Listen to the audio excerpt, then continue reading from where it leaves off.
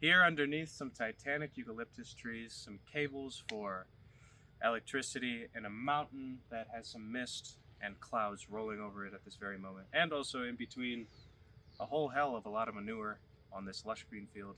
I'd like to give you some context for a poem of mine titled August. August comes from a variety of different sources. Number one, it has to do with a book that I read whenever I was little. It was about middle school.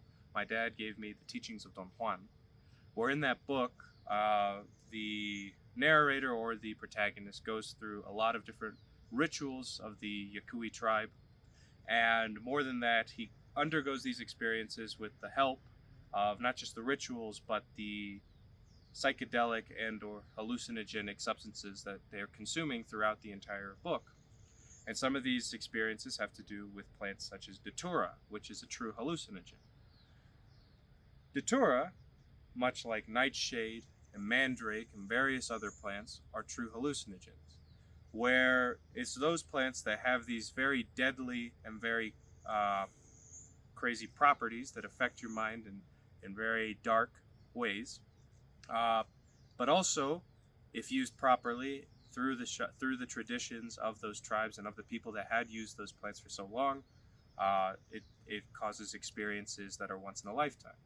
So it's from that, and also from stories such as having to do with manzanilla, or other plants that are like poison ivy, poison oak, or that cause rashes or blisters when you come in contact with them. Where there are certain trees that have legends associated with them, where if you lay under the tree and the light passes through the leaves and it touches you, it'll kill you, or it'll have some kind of terrible negative effect on you, more than just already brushing up against it and having to deal with the rash that is from hell. So it's from that, from the book, and also from stories of British explorers going into Africa and hearing about man-eating plants where their tentacles would come out, grab people, and consume them. So it's all of that. And then I kind of juxtaposed a flower as beautiful as nightshade flowers against trees. And so trees, how they dominate the world and how they cover everything and how they are the very breath of this planet. I wanted to put, in a certain sense, one against the other, where the deadliness of the nightshade and that ability, that mythical ability of where light passing through the petals can kill things or can bring things to an end or to a terrible end. I wanted to put one against the other, the tree and the nightshade.